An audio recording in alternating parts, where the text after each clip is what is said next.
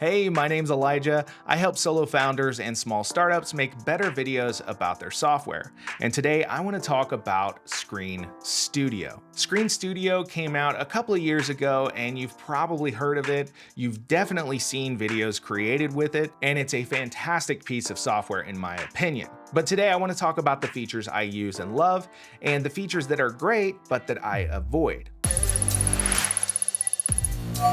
And to understand why I would avoid great features in a piece of software, I want to talk about when Screen Studio came out and how that changed kind of lower budget software videos. So basically, this software came out quite a few years ago now. And when it came out, it had some very strong default opinions and styles that looked great and looked like what previously would have been a high budget video. But because Screen Studio was both really cheap and really good at making these really polished looking videos, what happened is it raised the bar of software video demos to the point where they all started looking really great. And the problem with everything looking great is great becomes less good, if that makes sense. Essentially, these high production quality videos that Screen Studio can spit out started all looking the same, which meant they ran together, and then your software demos couldn't command attention like you would expect them to. And that's mostly due to a few specific features that Screen Studio has that people tend to overuse, mostly because they're there by default. So today I want to talk about the features that are in Screen Studio. Again, the ones that I really like and what keep me using this piece of software, as well as the ones that I would avoid and the defaults that I would avoid to ensure that your videos do not look the same as everyone else's. All right, so the first thing that I love about Screen Studio is that it somehow can capture super high resolution screen recordings, like higher even than any of the other software that I've tried. I'm not sure what their magic sauce is, but whatever they're doing it right. Because the screen recordings that I grab from Screen Studio just look much better than anything I've gotten from OBS or Camtasia. Now, those other pieces of software are probably capable of the same thing, but they require more configuration, and that's not something that I've dug into enough to replicate the Screen Studio look. So aside from that, the other thing that I love about Screen Studio is that it actually emulates your cursor in the video. So it's not your actual recording of your mouse cursor. They somehow remove it from the video and then replace it, which allows you to do things like change the actual cursor graphic, and it allows you to smooth motion between cuts. So if I have, a video where I have my mouse up here, then I make a cut and my mouse is over here after the cut, it's going to smoothly animate that cursor over to the new position, which is fantastic for helping people follow along with the action. That's really probably the only edit I tend to do inside of Screen Studio these days, because it just can't be replicated in DaVinci Resolve or any other editing software that I'm aware of. If you know of something that can do that that's not Screen Studio, definitely let me know in the comments. So honestly, those two things are what have kept me coming back to Screen Studio as the way to capture my screen recordings. But there are a bunch of other features, and I want to talk about those and maybe why I wouldn't recommend using most of them. So first off is this kind of fancy background inset look, which I think looks really nice. But the problem is we're making software videos, right?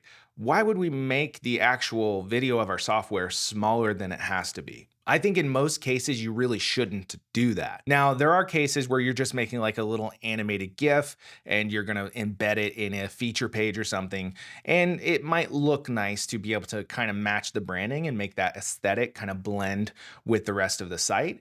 But for videos where you're actually explaining things, especially tutorials, I don't think it makes sense to inset the actual video of the software when that's supposed to be the main focus. So I usually turn that completely off. I don't have any kind of inset set up, which means I don't use the various backgrounds. I don't use the background blur. I don't use the padding or rounded corners, etc. So that cuts out a huge set of features that I just don't touch in Screen Studio. There are also a bunch of ways that you can manipulate the cursor. So you can change the cursor size. You can change the cursor style. You can even tell it to hide the cursor if it's not moving. There are a bunch of different options that you can choose.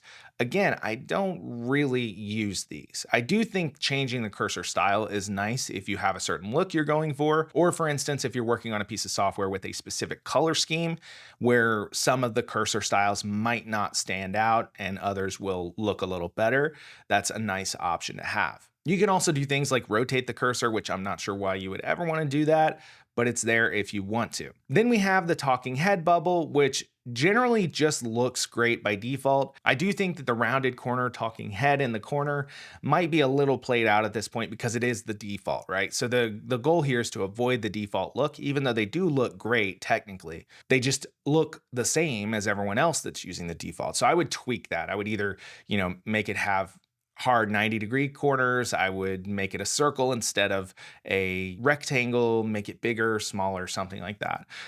One tip I would say is when you're doing talking head, bubble, over footage, the footage is what people are there for. It's what you want to emphasize. So make sure your spokesperson footage is not too big and doesn't hide pieces of the interface. Another thing is don't be afraid to move that talking head bubble around as needed, because if you're working on, the right side of the screen and the talking head is over an important button that you're clicking and talking about, move the talking head. It's not the star of the show. Now, Screen Studio also has captioning, which to be honest, I haven't used. I tend to use DaVinci Resolve's captioning, which is pretty good. It does have some limitations as far as on-screen subtitles. Prior to that, I actually used Descript, but now that DaVinci Resolve has added a bunch of features like automatically cutting silences and things like that, I don't need Descript anymore. It was better for on-screen subtitles though. But as for Screen Studio's captioning, I can't really speak to that because I haven't spent much time with it. Then we have some sound options. You can mute your microphone. You can improve your microphone audio, which I don't use because I do that in DaVinci Resolve where I have a little more control. And then they have some background audio options. Again, it's fairly limited and I would not use any of the defaults because probably there are 10,000 other people using the same exact track and you don't want to come across as samey. Like that's the name of the game, I think, with this type of content is to avoid blending in. And so using defaults generally not a good idea, even if they're pretty good defaults. Another feature I actually really like about Screen Studio and do use on occasion is the on-screen keyboard shortcut display.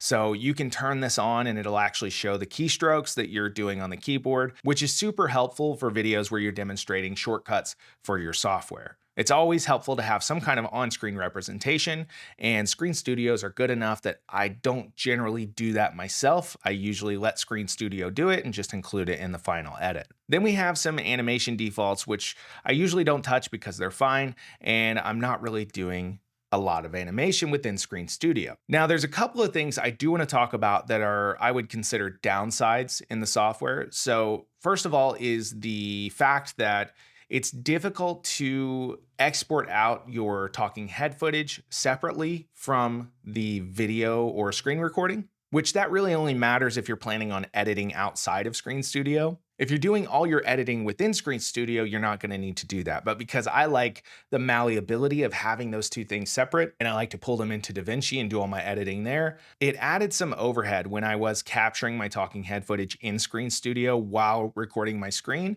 I had to make the talking head footage full screen, then export, then hide the talking head footage, then export the screen footage, which just added some time to my process, and I don't love it. Now, I just record my talking head footage in camera, which gives me a bit higher quality and also makes sure I have those files separately without having to export them separately. Another thing in Screen Studio that you're probably going to want to avoid for the most part is the zooming and cursor following animations. Yes, these look great and they look really high quality and high production value, but because they're so easy to use, people tend to overuse them, which makes something that used to signal value and production quality now look kind of cheap, honestly. And when you overuse the zooms and you aren't super mindful about them, it can actually create confusion within the video and make it harder to follow what's going on. So I recommend just not even doing the zooms, though there are some key points in your video where you might want to focus on a specific part of your software interface. I think it's okay to use it sparingly if you can do that. But if you find yourself zooming in and out every couple of seconds, just cut all the zooms and maybe put one or two in. Or if you can get away with none, just do that. It'll end up looking a lot better. So that's kind of an overview of the features Screen Studio has, what I think you should use, what I think you should avoid, but I still think it's worth getting because it makes it really easy to capture high quality screen recordings that can hold up to pretty intense zooms and things like that in your editing software. And if you don't want to learn a complete editing software, it can make your kind of baseline of polish in your videos a lot higher. You just want to avoid all the fancy bells and whistles that everyone tends to overuse that end up making all the videos produced in Screen Studio look exactly the same. We don't want people scrolling through a social feed to see our software video and assume it's another one they saw earlier because it has the same visual style. So I think that's like the ultimate lesson here is do whatever you can to stand out, which sometimes means doing less. Less tends to be where you land once you really know what you're doing. And I think that's especially true in creative works where the experts know all the ways to break the rules so that they can do it very strategically when it makes sense. So again, I think Screen Studio is a fantastic option and you'll get really good videos out of it. Just keep a couple of these pointers in mind. My name's Elijah. That's it for this video, and I will see you in the next one.